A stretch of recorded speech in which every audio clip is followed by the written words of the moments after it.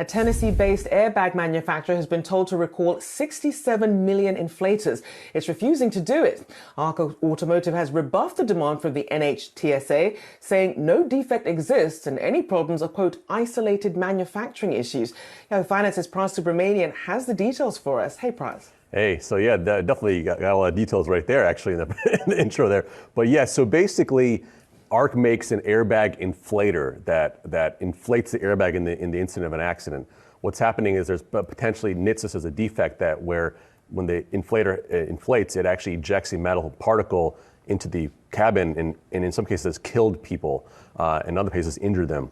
So NHTSA says we've had 9 different incidents. We think this is a defect. It's safety recall. We need to do this. Arc says these are isolated incidents. There's no manufacturing defect. We've done testing and found 900 other inflators that we've tested, and they haven't had this defect. So there's a bit of a kind of not he said, but it's a bit of a disagreement as to whether this needs to happen. But as of right now, GM has actually recalled 1 million of their cars that have this inflator out of an abundance of caution. Arc says they understand why they did that, but they don't think a full recall is necessary, especially for 67 million units.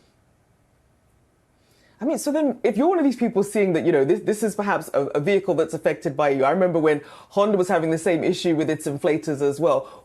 What do you do then? What sort of recourse do you actually have? Can you then go to your dealership if you haven't officially had that recall, honored by Arc right now? I think at this point, you can go to the NHTSA website, put in your VIN ID number for your car and see if there's an actual official recall. Sometimes the manufacturers will do their own.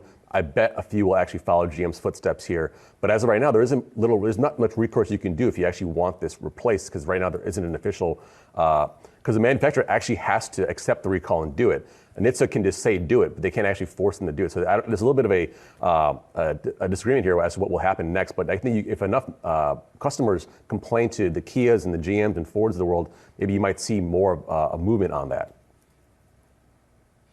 That's really interesting. Well, there you go. People can still at least enter their VIN numbers in to see if there are any existing recalls and perhaps look for some recalls there. A big thank you for getting us up to speed. Yahoo Finance's Pras Subramanian.